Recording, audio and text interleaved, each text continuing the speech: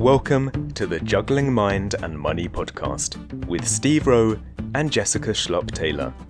Steve Rowe is the founder of Lucent Financial Planning and an award-winning independent financial planner.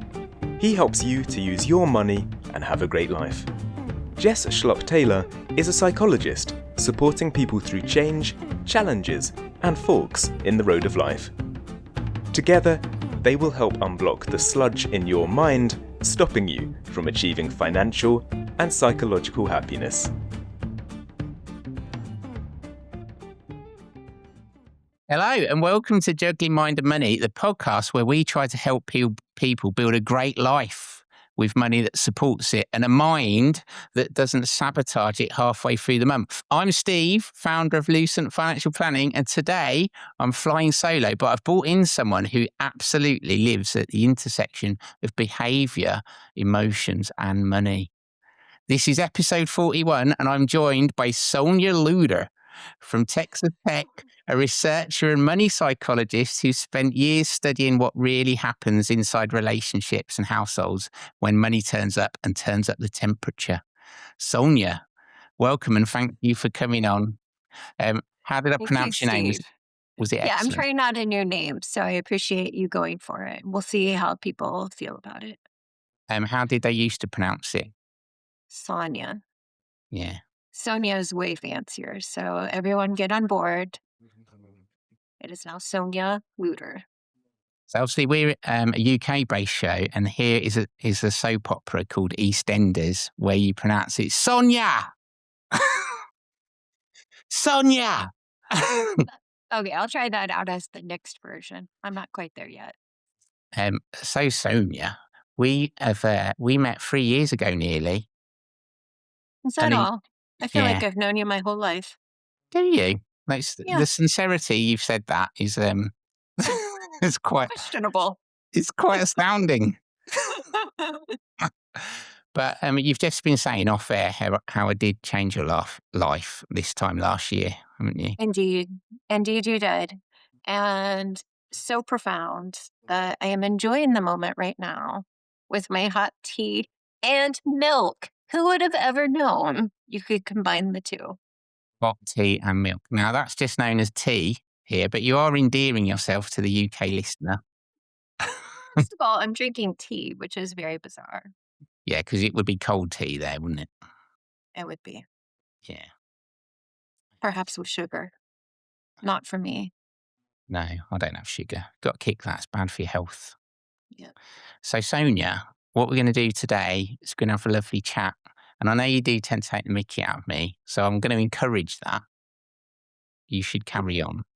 But what I would like to know, for listeners who may not know your work, how did you end up specialising in money psychology? As with most people, totally by accident. So way back when, I thought I was going to be a speech pathologist.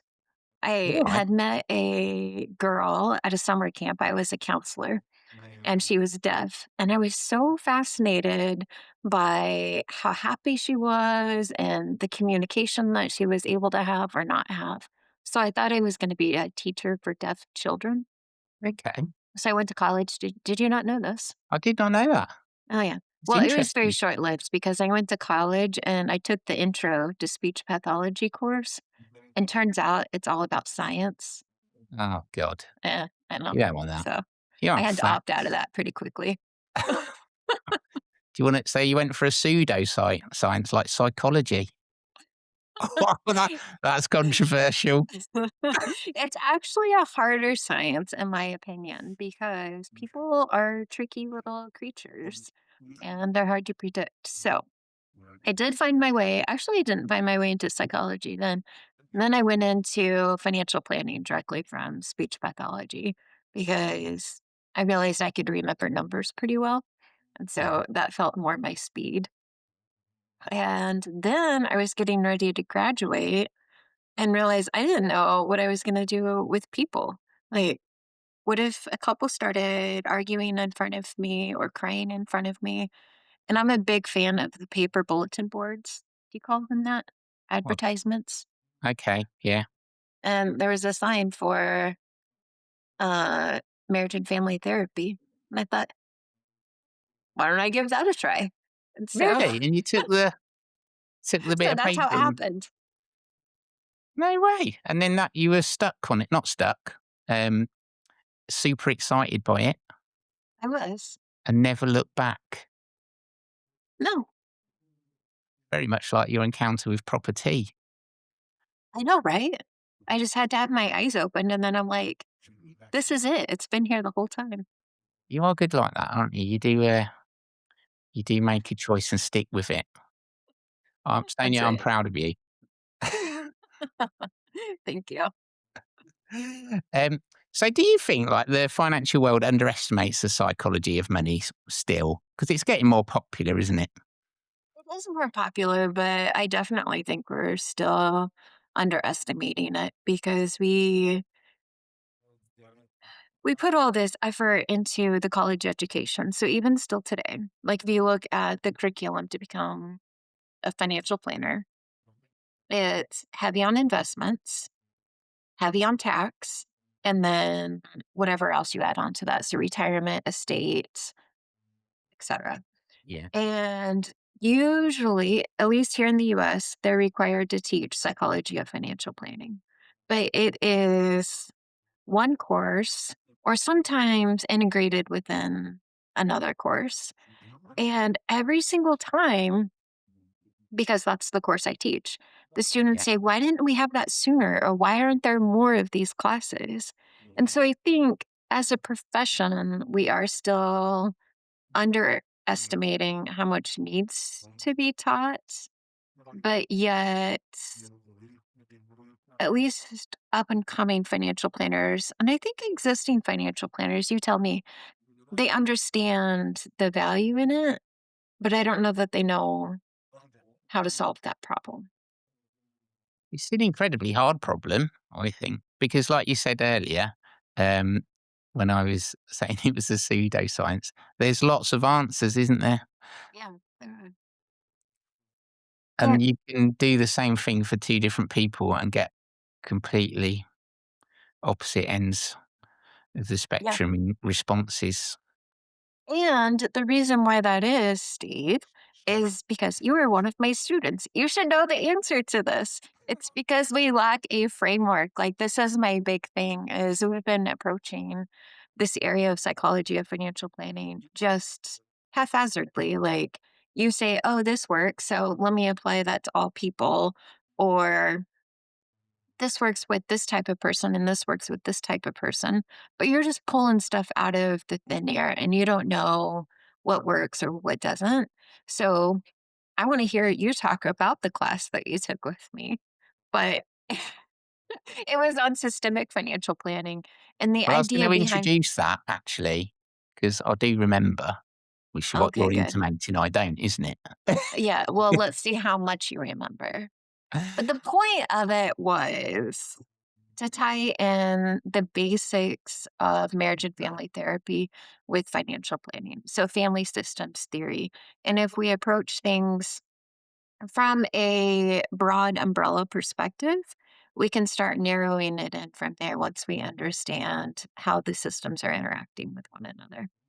So, what did you take away from the course, Steve? And what do you still apply today? This is actually a podcast episode about you.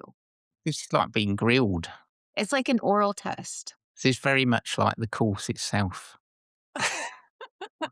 Well, let me just explain what this is. So, the Institute for Systemic Financial Professionals, which you established, and we were the first graduates, weren't we? Yeah.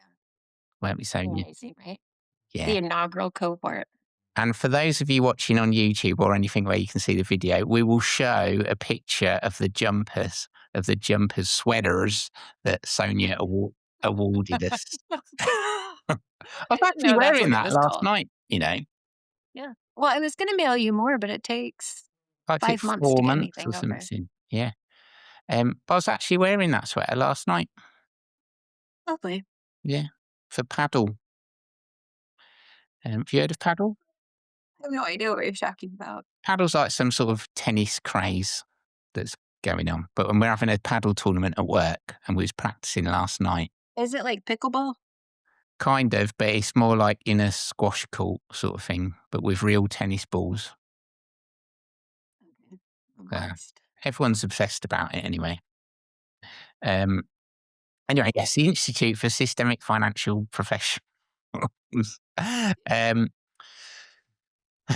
right, is about recognizing the process of why or the why behind behavior. You're reading it, so I know, I'm because I got it off questioning your how much you website, remember. didn't I, Sonia? Because I thought I thought I'd better do research, even though I've done it. So that was a fantastic course, actually, and I do use it. I've been going through it. I know you don't believe me on this because you're like this, some kind of a teacher that doesn't believe the students. That's not true. But I do think about it a lot, and I notice it in people more now. And I think that's my Mhm. whole since we met, probably a year or two before, I was starting thinking something's going on here because I'm intuitive like that, right? Right, I'm doing the good maths and all this stuff and showing them some figures, but people aren't getting it. What's happening? But you did certainly open my eyes on that. So, how have you found that your research? How has it been met by the profession in general? Really well, I would say. I think it depends on the audience, of course. There are some people who say, well, I don't have time for that. I put that in quotes if you're not watching on YouTube, because they think this is, if I ask somebody about their family history or who else is important to them beyond the obvious, that's going to take up more of the, let's say I have 1 hour with this person per year, and I Yeah, don't have time to drift off into these other topics. And, I get it. It's a valid concern. If that's the model that you're working with, you need to sell something. You've got 60 minutes to do it, and then you need to move on. This probably isn't for you. But I would say for the bulk of people who have a relationship with their clients and who want to grow financial wellness, so helping the client feel good about their situation and feeling good yourself about what you're doing and liking coming to work, then this absolutely has been well received. And even just hearing you talk about the course ever so briefly, the thing that comes to mind that was particularly prevalent with your cohort is, what about that client who says they're going to do something and then they don't do it? Like, there are very strategic ways where you can assess a person's readiness for change and tailor the communication to where that person is in that moment. Or their spouse just died and they're coming to you for advice on what to do next. Like, you have to be ready to listen to where that client is and not just give all of the information that you have to them, because only when a person is in the action phase of change are they going to even care about that education. And that's kind of our go-to strategy, because that's what we know. Like, I have all of these great strategies for you. Here, go do them. yeah. And most of the time, people aren't ready for that. So to the person who says we haven't got time to do that in the hour we have, I'd say you haven't got time not to do it because this stuff's blocking everything you're telling them. Absolutely. That's like the cotton wool in their ears. You Yeah. need to unplug their ears. Yes. Um, so I was very proud of my team on the course you did for Me us. too. They did They were awesome. good, I thought.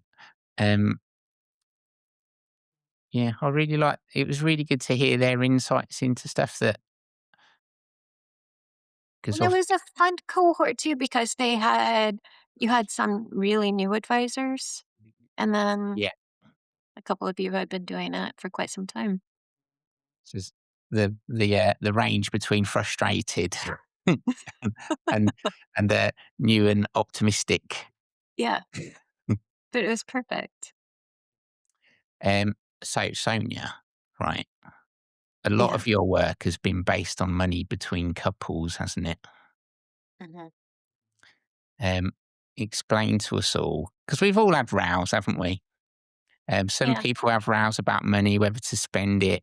Some people have rows about when you move home, whether to get a new one before you move. Details. um, things like things like that. Um, explain explain to us about the research you've done into this and how it affects relationships, both with Mhm. money and with one another. Yeah. Well, that's a pretty broad question, so we could just spend the next hour talking about whatever I want to talk about. That's what we're going to do. So, okay, some of my favorite things. The amount that a couple argues about money early in their relationship is more predictive of relationship satisfaction and divorce down the road than how much they argue down the road or whether that amount had increased over time. Is No that way. not wild? That is, that is crazy. It's so crazy. And it's even crazier because how many couples are going to a financial professional or a marriage and family therapist early in their relationship? I don't Not know. a lot, some, Yeah. but that's the moment to make the difference. And I think this is a huge reflection of getting on the same page with your financial values because it's not really something that comes up when you're dating someone. Like, how do you Yeah. feel about debt? Or how, what Would you does describe it retirement as look a like to you? burden? Um, Yes. so is that Uh, fourth date territory? what? Is those sort of conversations fourth date? Uh, maybe I Mm. would say first date. You know my husband. I asked him about his student loan debt the first date, and I still married him. Your husband's the most manliest man I've ever met. He's a cowboy vet, He is everybody. a cowboy. Brilliant. Yes. And he's got a big buckle. I checked it out. Many big buckles. Mm, Mm, it yeah. was good. Yeah. Um, So the point of my story is back to being on topic that we need to have these conversations, but it's a bizarre thing to talk about early in the relationship. So having financial professionals who can facilitate those conversations. I would love to see premarital financial counseling offered. Wouldn't that be a premarital. yeah, Mm. premarital? I think that would be huge. Like as people are planning for their wedding, like let's get them in. Let's start them off on the right track. Let's look at our credit reports. Let's see what debt you have. Let's see what your goals are and get on the same page early on. That would be amazing. That might be a Okay. good additional service. I know, right? And then they could be your lifelong clients. Yeah. It's brilliant, really. So in your earlier statistic, so people put off these conversations and then they just fester over time, do they? And then that's eventually what leads to the bad stuff, the breakups. Um, well, I'm a researcher, so I can't let that go on record as exactly like that because there's a lot of intervening variables. But we do know that it's highly correlated. So did X lead to Y? I don't know. But there's definitely a relationship there that's Well, I'm not a researcher, so it sounds absolutely causal to me. for sure. Let's just go with it. So why would between couples then? Because I mean, we've all had them, haven't we? These rows, arguments. Why do these sort of conversations about money escalate so quickly? What that causes this Yeah, it deep goes back to shift the in values, behaviour? in my opinion, that money more than other things reflects what we care about more deeply than anything else. So if you think about the other things that you have to navigate as a new couple, we're talking about what do we want to watch on TV? Yeah. Okay, that's kind of a preference. It's not really who I am as a person. Yeah. Or how do you squeeze the toothpaste? From the bottom. Of course, yes. Yeah. You'll see lots of tubes of toothpaste around my house because nobody can agree. So it's just easier. Everybody gets their own. And but that's a preference, right? Yeah. It's not who I am at the core. What I eat, Well, that can be for you. yeah, it could be, but largely it's preference. Yeah. Whereas money, this really not only illustrates who I am inside, but it's also very external. How I spend my money is how people view me and how I'm perceived. And so it really is a reflection of me at the core. And if we're not aligned on that, it just compounds everything else that's wrong or that's right. I mean, let's flip it around to the positive framing, right? Like, if we can get on the same page early on, it is a protective feature. And I have to tell you about this other research. It's not my research, but this is so fascinating too. So, this was Scott Rick. You need to get him on the podcast. And he talked about, he had this study for a long time. There was a known correlation, not causation, between the number of joint accounts a couple has, and their relationship satisfaction. Okay, so we knew that they were related, but we didn't know, were couples happier because they had joint accounts, or was I happy, therefore we got the joint accounts? Yeah. Okay, so we're just talking like spending accounts. So Okay. Scott did this research where he had couples divided into 3 groups. These were couples who were getting ready to get married. So they were young. And he put a third of them, he told a third of the group, I want you to put all of your money together into the same bank account. And then he told a third of the group, I want you to keep all of your money separate. And then a third of the group, they just watched. They didn't tell them anything. They could do whatever they want. The chart that shows these results, you can see how excited I'm getting. This is more causal. They followed them for 2 years. And after the end of those 2 years, the couples who were told to keep their money in joint accounts had higher relationship satisfaction than even when they began their marriage. The other No. 2 groups declined in relationship satisfaction, which is not unusual, right? A couple gets married, it's kind of exciting. 2 years later, you're like, "Eh, Yeah. You're looking around. yeah, hopefully not, but whatever, do your thing." So 2 years later, there was a very clear relationship between joint accounts leading to higher relationship satisfaction. I That's thought it'd be wild. the other way around because you saw what they were spending potentially. Uh, maybe. That was my instant thought. No, I think Mm. it's this way because they had to have the conversation. Yeah. There's only so much money in the bank account, so we're gonna have to have these conversations early on.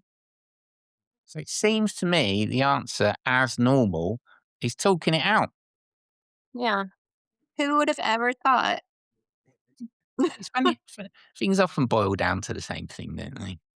Like, They do. if Which we is why tell each psychology other, of financial planning is so much more important, right? Like, we have to be able to facilitate these conversations. oh, well, you see it all the time when you're doing financial planning with people. You see, you see the sideways looks. I'll do one now. The tuts, the despair, the gasps of, oh, well, of course you would do that, wouldn't you?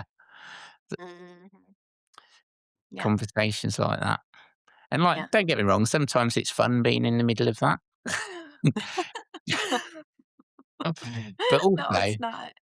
no, it's not. It's very awkward. But also, trying to resolve it. Yeah. So now, imagine you've got a couple that been together, because typically people come to us in their 50s, say. So they've been together 25 years. They've got the silver wedding anniversary coming up. and these things have never been resolved, and it's teetering on the edge.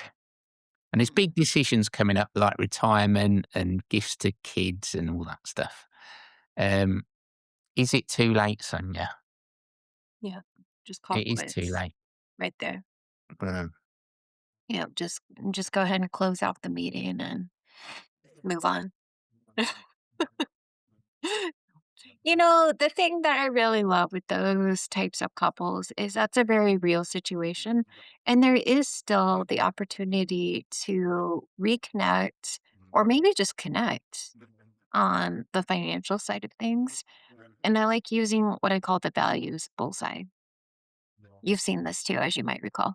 Yeah. And it's an opportunity for both people to independently list out their values. Sometimes they know, sometimes they don't. So you might have to help facilitate. There's lots of different ways of doing it with a paper values assessment, or there's values cards that it's more of a game. So you get to their top 3 or 5 things that they value.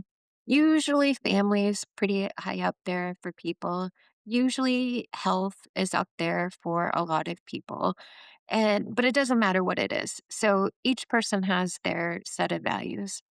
And then you, as the psychologically oriented, let's say wellness oriented financial professional, you have to be a bit creative and figure out how these 6 to 10 values are connected to one another. Probably they have some that are the same. And then you take the thing that is most central to both people. Hopefully it's something that's relatively the same. And you literally write it on the center of a bullseye. So you draw out your Yeah. bullseye and you name it as, okay, as we're thinking through everything that comes next, let's not forget about what's in the center for both of you, which again, there's a high likelihood it's going to be family or relationships or something like that. And then you keep going out on the circles. And if you can't come to any sort of collaboration on the same value, it's okay. Have multiple rings, but probably there's going to be some similarities. And then as you're talking through their financial goals, I literally write it out on a sticky note and I put it on the bullseye of, okay, you say you want to retire at age 65. Okay, Yeah. how does that align with these values that you've told me are most central to who you are? We put it down. Maybe they've been having conflict over vacations. So let's write down what kind of vacation it is that they want. Sorry, you don't call it vacation. Your holiday, Holiday. whatever holiday you want We to know what take. it is. Vacay. Yeah, that's more the modern way, right? Yeah. Well, Where they want to that's go on right, Sonia. vacay. Yeah, get on board, Sonia. And then it introduces the opportunity for the conversation. So sometimes the goals do not fit on the values bullseye, and that's okay. But it enables the conversation of, let's just put this to the side for a moment. We can still see it. But what if instead we focus on these things that we jointly agree are most important to who you are? And it provides the opportunity that normal couples don't have outside of a facilitated conversation of where are we the same? And probably they're more similar than what immediately comes to mind for them. And where are we different, but how can we still keep sight of these things? And that helps push them through to get agreement. It Or not does. necessarily agreement, but understanding. Collaboration. Yeah. Yeah. Absolutely. I'm going to try and dig that out and put it on the video. That's what I was noting down. Nice. Be good. Okay, so also I find with couples, one might earn a lot more money Yeah. than the other. And there's a lot of the saying, well, it's my money, can come up a lot. And it's like the other partner kind of lives off the scraps. And that tends to create a lot of resentment.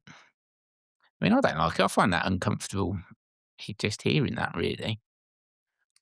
Are there any how could we go about adjusting perhaps those viewpoints? I'm glad you brought this up, mostly because I want to talk about something else. As we can quickly divert to something else.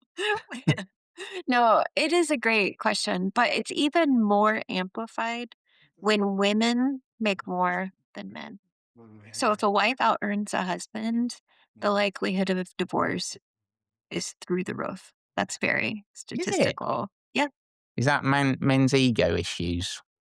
I think so. And this is modern day. I'm not talking about like the Mm, 1950s. This is current behavior when women make more than her husband, money arguments increase. So I totally hear what you're saying, but it's worse if it's the woman who makes more.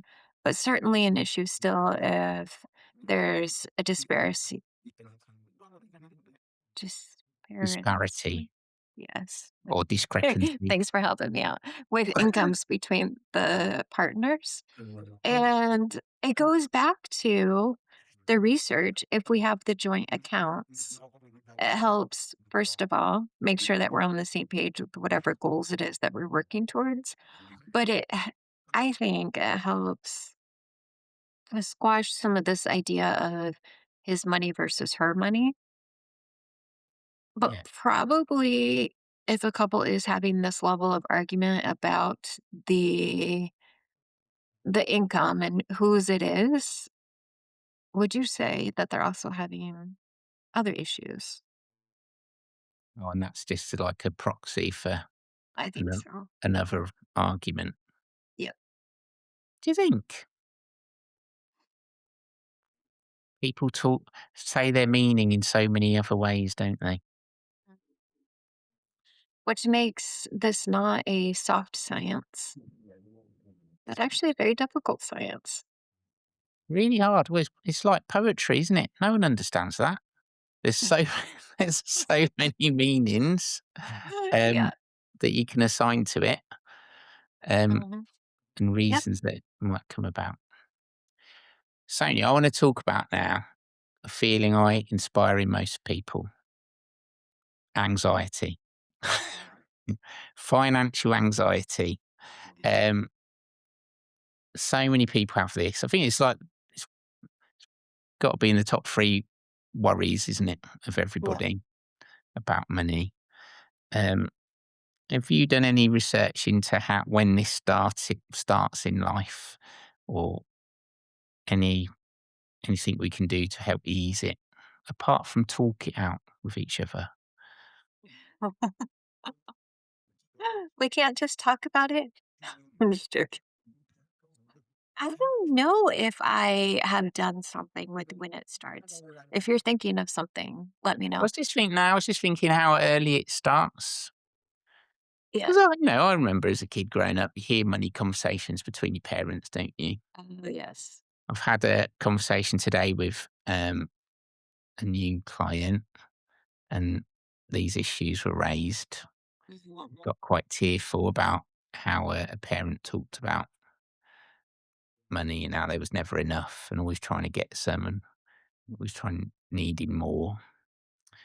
Yeah. Um, Yeah, that so is 100% the case where our socialization around money is very predictive of later financial beliefs and behaviors. So, this isn't my research, but it's good research that talks about when parents are very argumentative, the child grows up with worse financial behaviors, argumentative about money. about money in But particular, yeah. yeah, but if a child receives an allowance as a child, there's no correlation, very little correlation with their financial behaviors as an adult. So again, it goes back to how did I feel during that moment of my parents arguing about money? And and that follows you over time. It's not Yeah. getting money that follows me over time. It's how I felt during that moment. So absolutely spot on with that idea of how those early moments can lead to the later financial anxiety. The part where I wanted to go with it, even though I didn't know how to answer that part, was the what do we do about it besides for talking about it? And there are some things that we can do about our financial anxiety as adults. And the first thing is identifying it. And I know that sounds silly or that I'm trying to get a cop out here, but But it putting a is so, label on things helps. yes, label it. Yeah. I I'm generally not a fan of labeling like you're money avoidant or Well, you can whatever. become that person then, can't you? No, I'm saying name the feeling, No, that's what name labeling the does. thing.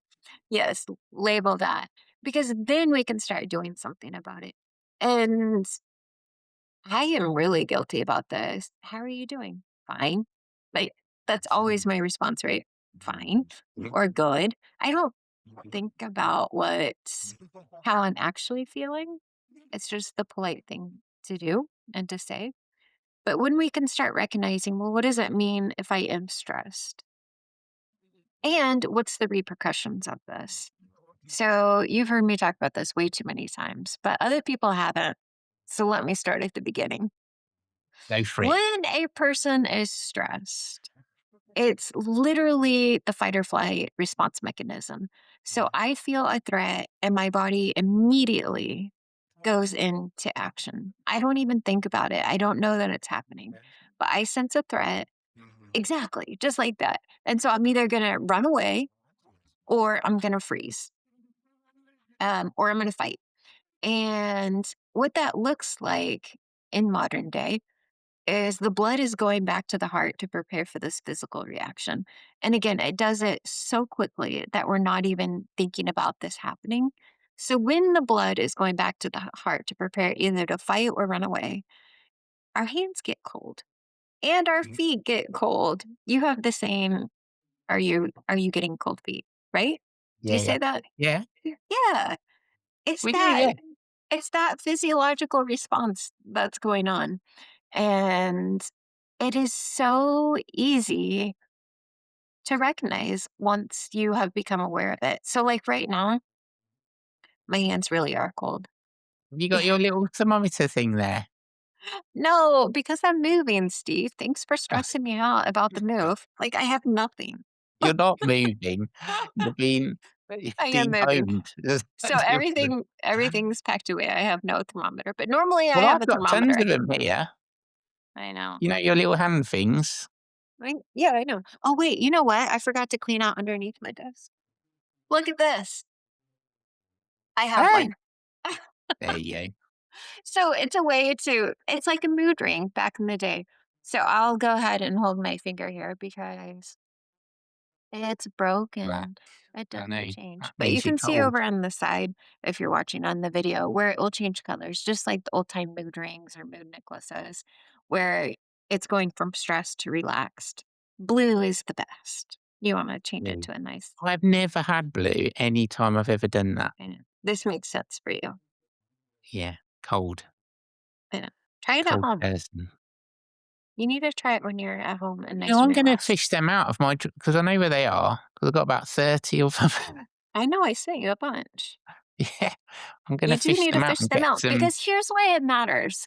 And this is why, if we can name the feeling, we can know to do something with it.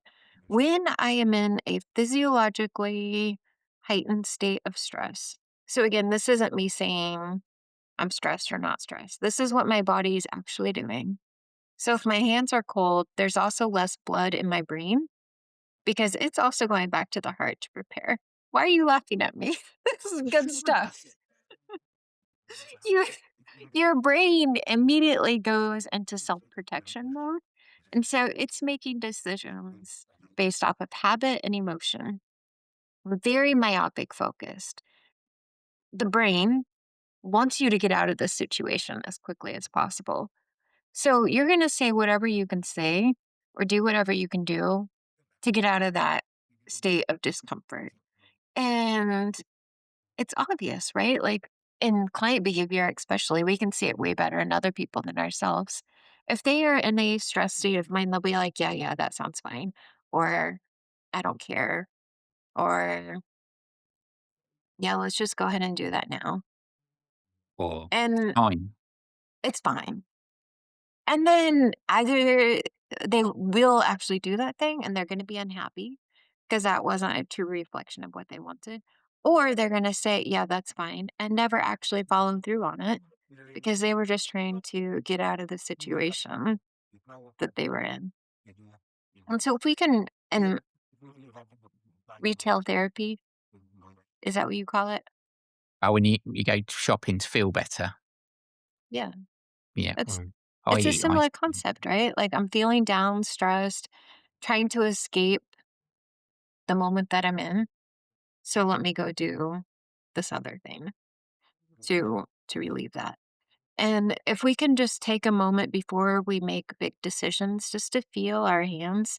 So yes, there are the cards, but you can also feel the difference of a cold hand versus a warm hand. You can when you You shake that can. hand. Mm. Yeah. And just recognizing, okay, am I psychologically in a good place to be making long term decisions? If your hands are cold, you're making short term decisions. You can tell yourself whatever you want, but the reality is you are not functioning at your highest capacity when your No. hands are cold. Is that a real thing? So if It's they're a real cold, you're not thing. just nervous, you're gonna make short-term decisions. More likely to. But yeah, Yeah. tell you what, Sonia. You don't even have to talk to anybody. All you have to do is Mm. feel your hands. That's it. If your other hand's cold, it's hard, isn't it? To tell the difference. I promise you, they're not always cold. You need to do it sometime when you're at the pub. Try it out when you're out on your walk. Speaking of walks, being out in Yeah, nature is really good for your health and it reduces your stress. So, it your does, walk doesn't and it? talks are amazing. And you absolutely must take me to that old cemetery, Right, preferably okay, while I'm so alive. obviously there are people that aren't just our clients listen to this because we are global, Sonia, right? You are what? This podcast is global, so Yeah. not every listener will be our clients, but yet we have a monthly walking club. And sometimes we walk around graveyards, which is when Mrs. History, who's my lovely sister-in-law, Mrs. History takes us on a history walk to look at That's graveyards, awesome. really old ones. When are you over next? Well, you invited my friend instead of me to the conference later this month. So, That is not true. He got invited and then he asked me. I need some moral support or God knows what he wants me for. But anyway, you've got to go over again. So this is super enlightening, isn't it? Now I've tried many a time when I'm meeting new people to say, hey, look, every decision you make about money is going to be emotional. Um, and they say, well, I want to talk about my investment. Um, what would be a good way of opening up this conversation? Because, I've been thinking about this for 7 or 8 years. What would be a good way of opening it for the person who thinks they've just come along for their investment without them thinking this is a load of old emotional hokey? hmm yeah. Do you know the sandwich technique? No, I've ate a sandwich, you may notice, on my cheeks. I'm You familiar with tell sandwiches, somebody but not the something. technique. Okay. Well, you know something good. You tell somebody something good about themselves, and then you get to the heart of what you want to say, and then you end with something positive. So, okay, fine. Let me tell you something about your investments, but make it as straightforward and brief as possible. And then be like, you know what? I can help you understand your investments even better if I know these other things about you. So then you can start making the genogram or the family tree. Like, tell me everybody who you want to be to benefit from your investment strategy. So you're still going to tie everything back to the thing that they say is most important, Yeah. but you're trying to pull out the things that maybe are also important or maybe even more important. And then might even bring out the values bullseye during that conversation too. Okay, so if we think about your investments, like just tell me all of your goals and the things that are important to you. Like, what would you put at the center of who you are at the core? They're probably not going to say the value of my portfolio. I mean, maybe they will. Some people will. Okay, fine. What's the second ring if that's where they want to go? But really trying to get to those other things, but you've already bookmarked one end with, okay, high level investments. Here's some strategies we might want to discuss. But I can help you get to those strategies and fulfill those strategies even better if I know these other things. So then you're doing all of the middle stuff. And then at the end, you'll be like, okay, so with your investment plan, here's what we're going to do next. How does that sound? Or something like that. So you've sandwiched it. Uh, You're not going to ignore them, but it is always about something more than just the dollars. I find it takes It's like a year or two of knowing them before they get ready to tell me the truth. right. Is that just me putting people off, or Yeah. And people actually like to talk about themselves, yeah. usually. Mhm. So Sonia, we could get a number of financial advisors, not just the people that work for me, that I make listen to this, right? um, um, listening to this, and I think, like, emotionally, it's really hard, isn't it, being a financial planner, It is. listening to people's stories. Have you got any advice to them on how to um, not let it get them down? And this might be just me Yeah. asking this without having to look vulnerable in front of everybody. Perhaps I just want to know it. Okay, here's the solution. Write this down. Become, My hands are cold. What? I know you can't, your hands are too cold to write. Become ASFP.com. ASFT.com. Become ASFP.com. So the training that you went through, I do sincerely believe in the cohort approach and the experiential learning and having the opportunity to have those conversations with other people who are going through the similar thing.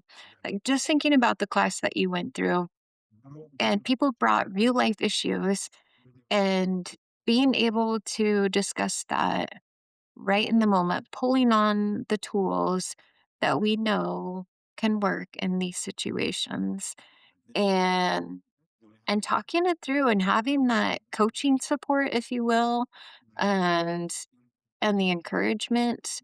In other occupations, this is so normal.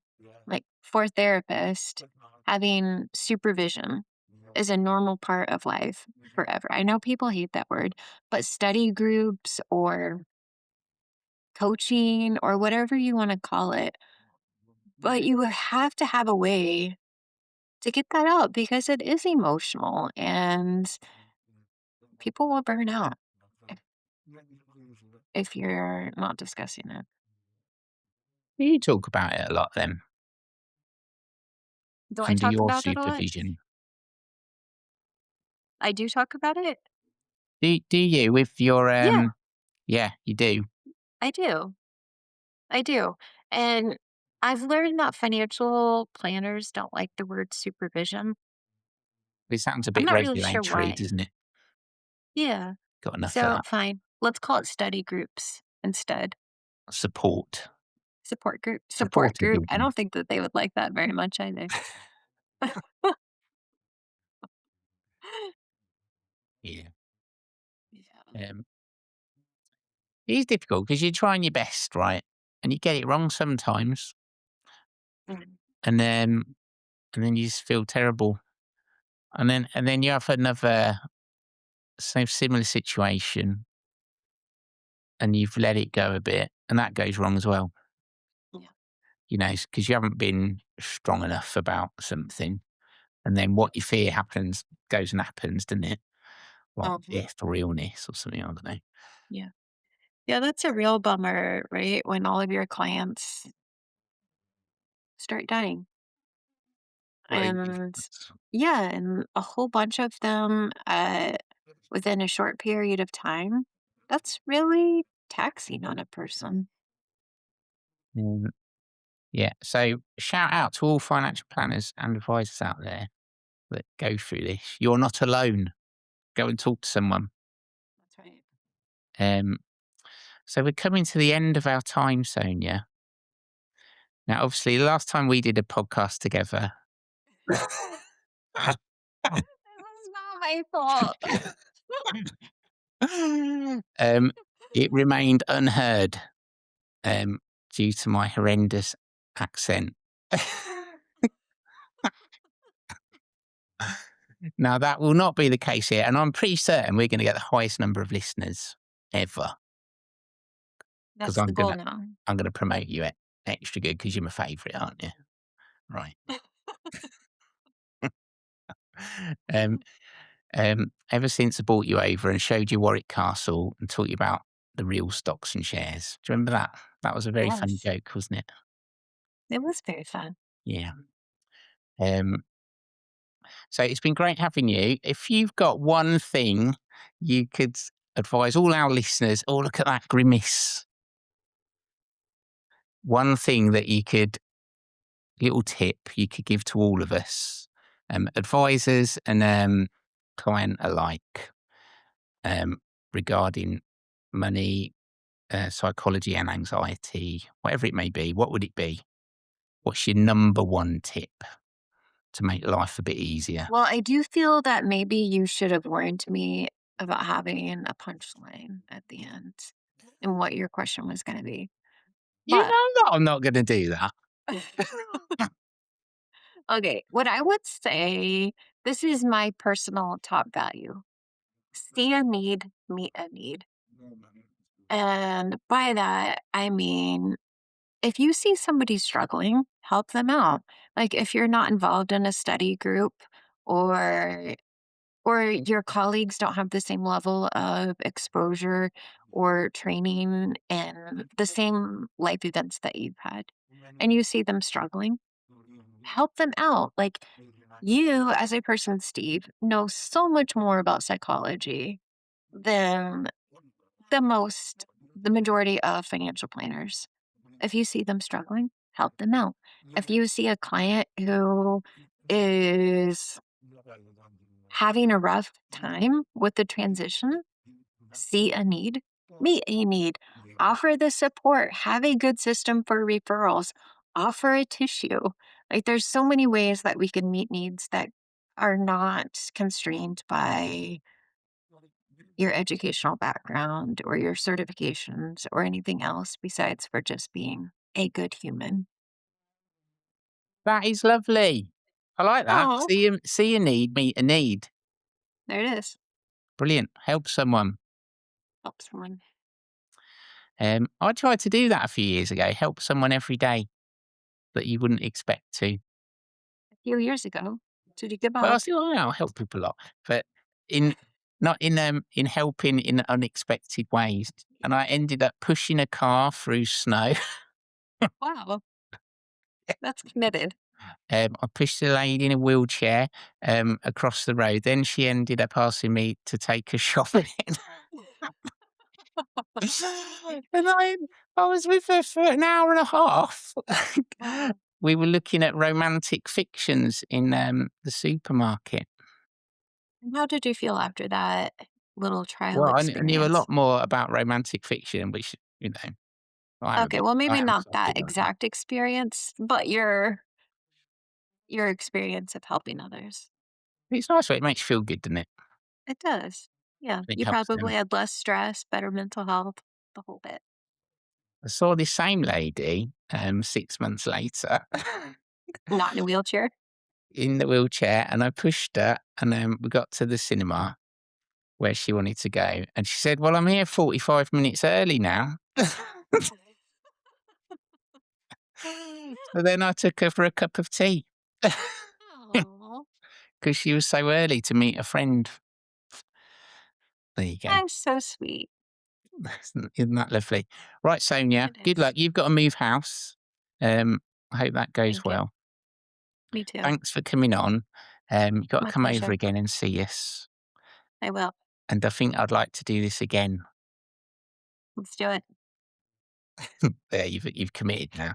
That's We could important. record it live in that ancient cemetery. We could do. That might be a bit Dracula, though, mightn't it? That'd be It's fun. scary. Like in Yeah. I'm big into Halloween, so we could do it on Halloween. Halloween. There's some nice places around there as well to eat afterwards, so we could go there. Right, if you see a need, meet a need, and talk about it. Talk about everything. Thanks, Sonya Lutter, for coming on with us. It's been brilliant. See you later, everybody, for the next My pleasure. episode of Juggling Mind and Money. You're supposed to do that with me, Sonia. Come on. Oh, my bad. It feels a little 6'7". That has me. Right, see you later, everyone. Bye.